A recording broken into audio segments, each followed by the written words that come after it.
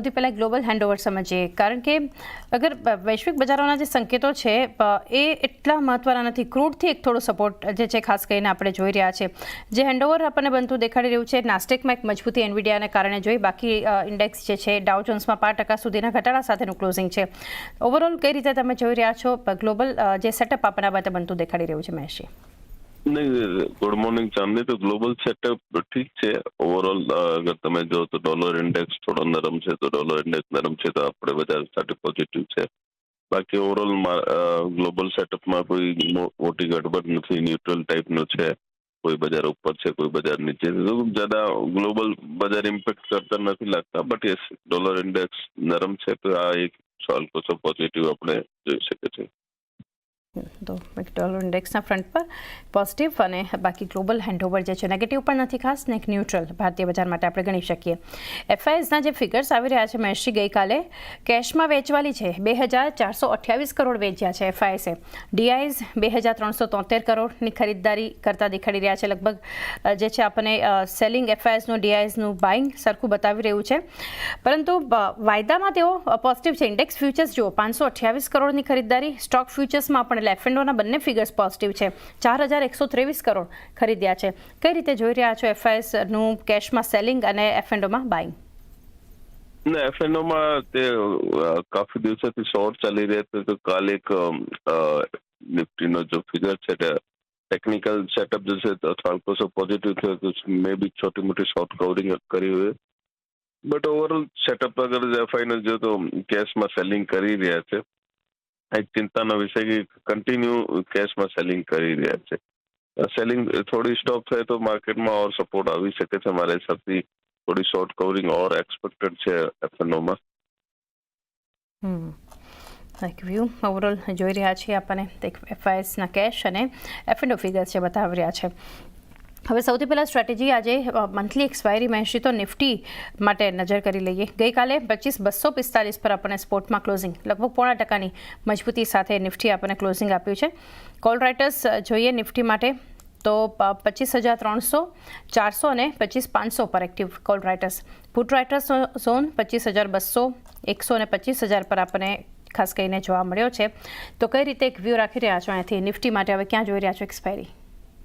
Nifty में closing ठीक ठाक હતો, બટ ઓવરઓલ आज एक्सपायरी દિવસેથી આપણે હિસાબથી દેવે તો અપર સાइड में 25350 કેપ્ટ રહેશે और લોઅર લેવલમાં અગર જો તો 25150, 25100 ની લોઅર રેન્જમાં આપણે જોઈ મળી શકે છે. તો થોડી વોલેટિલિટી આજના દિવસોમાં બતાડી શકે છે નિફ્ટી, બટ ઓવરઓલ ટ્રેન્ડ જો છે અત્યારે તો પોઝિટિવ છે. આપણે પોઝિટિવ બાય સાથે કામ કરવાની જ્યાદા રહેશે. તો 25350ના લેવલ જો છે આજે શાયદ મે બી ટેસ્ટ કરવા માટે ટ્રાય કરી શકે છે. તો ઓવરઓલ સેટઅપ પોઝિટિવ છે. તો મોર્નિંગમાં પોઝિટિવિટી જોઈ શકે છે और आफ्टरनूનમાં શાયદ મે બી થોડો વોલેટાઇલ રહી શકે છે. તો એક વ્યૂ બનતો એક જોઈ રહ્યા છે ખાસ કરીને નિફ્ટી માટે. હવે સ્ટ્રેટેજી નિફ્ટી બેંક પર, ત્યાં જે આપણને એક ક્લોઝિંગ જોવા મળ્યું હતું ગઈકાલે 56621ના લેવલ્સ, 5%ની મજબૂતી નિફ્ટી બેંકમાં આપણને જોવા મળી, જ્યાં કોલ રાઇટર્સ એક્ટિવ હતા બેંક નિફ્ટી માટે. એના પર નજર કરી લઈએ તો જે સ્ટ્રાઇક મહત્વની હતી 56800, કોલ રાઇટર્સ 57000, 57500 પર. એક્ટિવ પુટ રાઇટર્સ હતા 56500, 56200 અને 56000ની સ્ટ્રાઇક માટે. તો હવે બેંક નિફ્ટી માટે કઈ રીતે એક સ્ટ્રેટેજી હોવી જોઈએ મહેશી?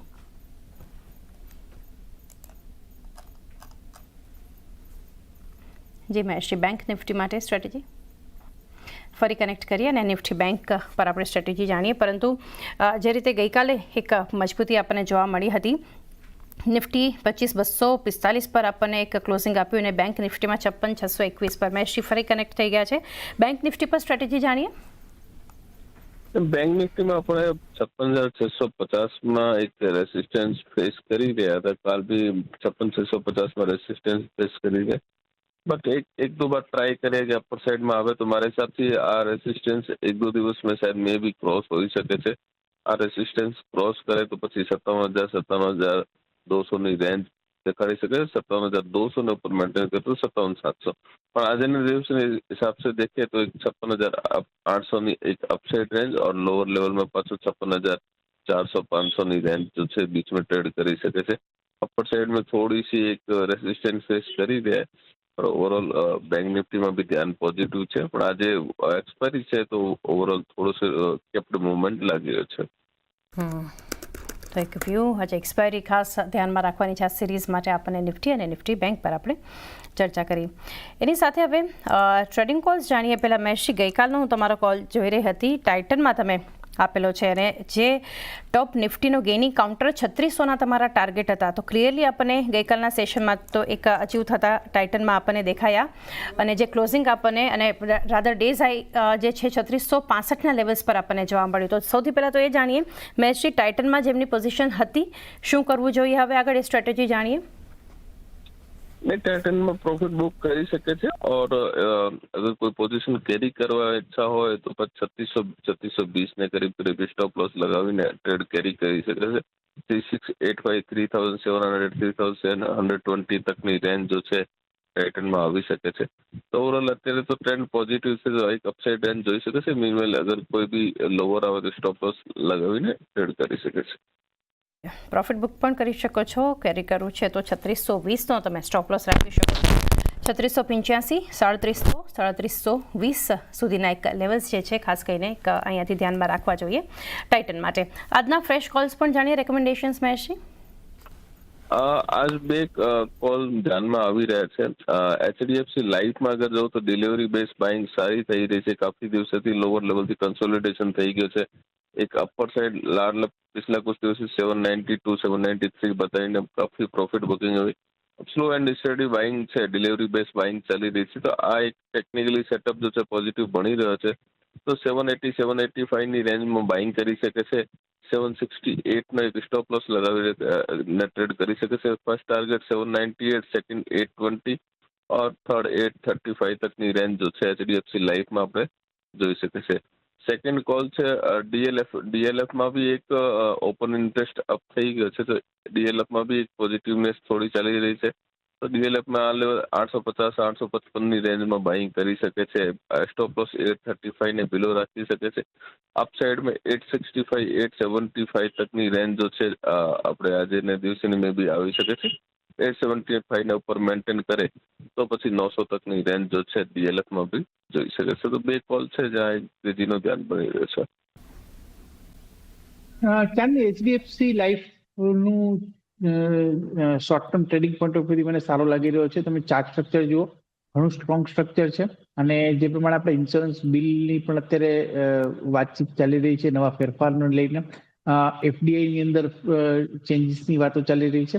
હું માનું છું કે એચડીએફસી લાઈફ આગળ રીતે ઘણું સારું કરી શકે છે. જે એચડીએફસી લાઈફની અંદર બાય રિકમેન્ડેશન છે. નીચેની તરફ સ્ટોપ લોસ 770 પાસે રાખવાનો રહેશે અને ઉપરની તરફ મારું માનવું છે કે 820 થી 850 સુધીનો લક્ષ્યાંક એક શોર્ટ ટુ મીડિયમ ટર્મની અંદર આવી શકે છે. એટલે એચડીએફસી લાઈફની અંદર ખરીદી કરવાની ભલામણ છે.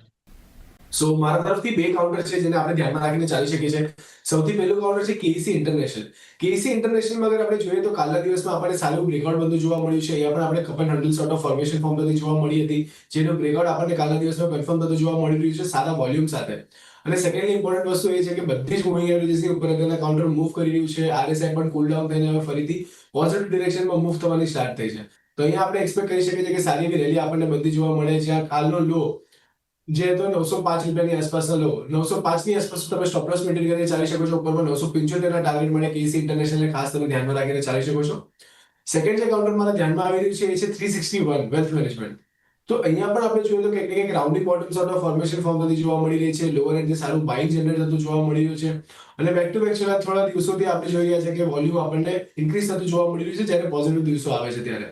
તો અહીંયા પણ એક પોઝિટિવ બ્રેકઆઉટ આપણે પ્રાઇસ વોલ્યુમ બ્રેકઆઉટ બધું જોવા મળી રહ્યું છે. તો અહીંયા પણ તમે એક્સપેક્ટ કરી શકો છો કે ઉપરમાં 1300 સુધીના ટાર્ગેટ આપણને નિયર ફ્યુચરમાં આવતો જોવા મળી શકે છે. 1150 એક સારા બેઝની જેમ કામ કરતો જોવા મળી શકે છે. તો 1150 ના સ્ટોપ લોસ થી 1300 ના ટાર્ગેટ માટે તમે 361 વેલ્થ મેનેજમેન્ટ પર પણ ધ્યાન રાખીને ચાલી શકો છો. આપણી ટ્રેડિંગ કોલ માટે M&M મહિન્દ્રા એન્ડ મહિન્દ્રા લેવાની સલાહ રહેશે. ઓવરઓલ ઓટો કાઉન્ટર્સમાં એક સારો મૂવ જોવા મળ્યો છે અને M&M માં એક સારો એવો બ્રેકઆઉટ આ કાઉન્ટર પર જોવા મળે છે. તો મારા હિસાબે 3225 ના પ્રી ઓપન ટિક્સ છે આ લેવલ પર M&M બાય કરી શકાય. નીચેમાં સ્ટોપ લોસ ની વાત કરું 3080 નો એક સ્ટ્રિક્ટ સ્ટોપ લોસ રાખવાની સલાહ રહેશે. ઉપરમાં 3470 ના ટાર્ગેટ આ કાઉન્ટરમાં આવી શકે છે. તો ઓવરઓલ સ્ટ્રક્ચર પોઝિટિવ છે. M&M માં ખરીદારી કરવાની સલાહ.